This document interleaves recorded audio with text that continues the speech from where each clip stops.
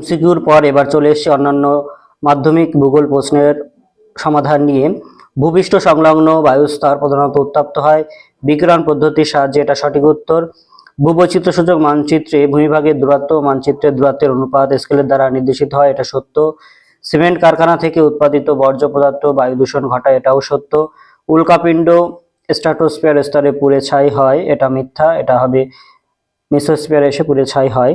শুক্ল ও কৃষ্ণপক্ষের অষ্টমী তিথিতে সমুদ্রে ভরা কোটাল দেখা যায়, এটা মিথ্যা, এটা উত্তর হবে পূর্ণিমা ও অমাবস্যা তিথিতে ভরা কোটাল দেখা যায়। পরের প্রশ্ন, মরু অঞ্চলে বায়ু ও জলের মিলিত কাজের ফলে সৃষ্ট অস্থায়ী হ্রদগুলিকে প্লায়া বলে, এটা সত্য। হিমালয়ের পাদদেশ অঞ্চলে নুড়ি বালি ও পলি গঠিত সমভূমি অঞ্চল বেট নামে পরিচিত, এটা মিথ্যা। উপযুক্ত শব্দ বসে পরেরগুলো দেখো, শূন্যস্থান আমি এখানে লিখে দিয়েছি, তোমরা স্ক্রিনশট করে নিতে পারো, আমি তাও পড়ছি তোমাদের জন্য। গ্রীষ্মকালে উত্তর পশ্চিম ভারতে ধূলিঝড় আধি নামে পরিচিত। উপগ্রহ চিত্রের ক্ষুদ্রতম এককের নাম পিক্সেল। চন্দ্র থেকে পৃথিবীর দূরত্ব যখন 3.56 লক্ষ কিমি হয় তখন তাকে পেরিজি অবস্থান বলে। পারমাণবিক শক্তি উৎপাদন কেন্দ্র থেকে নির্গত বর্জ্যকে তেজস্ক্রিয় বর্জ্য বলে। নদী দ্বারা ভাসমান পদ্ধতির সাহায্যে অদ্রবীভূত সূক্ষ্ম বালু পলি ও কাদা পরিবাহিত হয়। বায়ুচাপ পরিমাপ করা হয় ব্যারোমিটার যন্ত্রের সাহায্যে। পরের প্রশ্ন, যে প্রাকৃতিক প্রক্রিয়ার মাধ্যমে ভূপৃষ্ঠের উপরিভাগ ভূমিরূপের বিবর্তন ও পরিবর্তন ঘটে তাকে বহির্জাত প্রক্রিয়া বা পর্যায়ন বলে।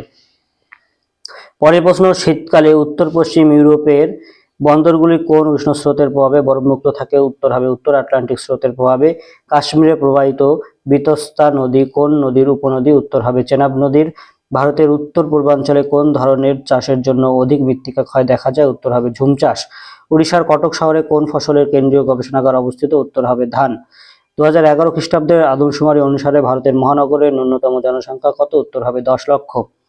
ভূবৈচিত্র্য সূচক মানচিত্রে প্রদত্ত আরএফ যখন 1:50,000 তখন এর মেট্রিক স্কেল কত, উত্তর হবে 1 সেমি = ½ কিলোমিটার।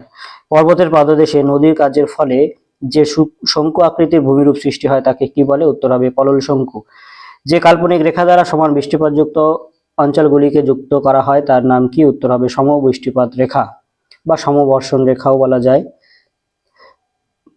পরেরটা স্তম্ভ মিলানো, দেখো লাদাখ হবে খারদুংলা, এটা হচ্ছে গিরিপথ লাদাখে রয়েছে। কান্ডালা হচ্ছে একটি করমুক্ত বন্দর। ভিলাই হচ্ছে একটি লৌহ ইস্পাত শিল্প কেন্দ্র, রাজস্থানে লুনি নদী অবস্থিত। এই তোমাদের আমি দেখো মিলিয়ে দিয়েছি অলরেডি, তোমরা একটু স্ক্রিনশট করে নিতে পারো।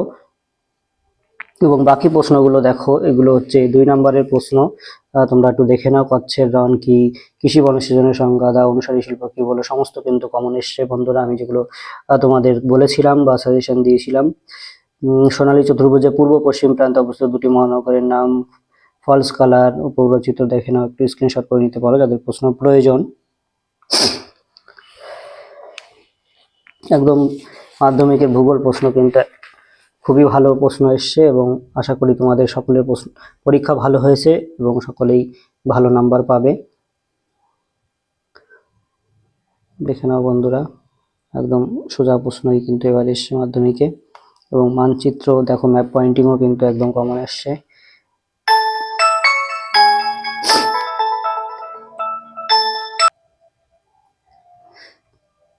দেখো, দক্ষিণ ভারতে একটি ল্যাটের মৃত্তিকা অঞ্চল, পূর্ব ভারতে একটি ম্যানগ্রোভ অঞ্চল, উত্তর ভারতে একটি উৎপাদক অঞ্চল, সাতপুরা পর্বত, মহানদী, কোলেরুরাত, সর্বাধিক বৃষ্টিপাত যুক্ত স্থান চণ্ডীগড়, পূর্ব ভারতের একটি ভারী ইঞ্জিনিয়ারিং শিল্পকেন্দ্র নবসীমা বন্দর।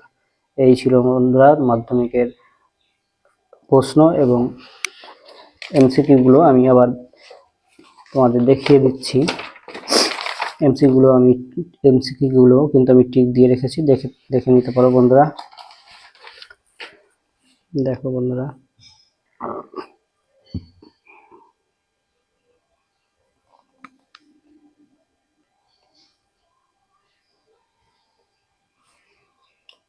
যাই হোক বন্ধুরা, থ্যাংক ইউ সম্পূর্ণ ভিডিওটি দেখার জন্য। এই ছিল মাধ্যমিক পরীক্ষা প্রশ্নের সমাধান।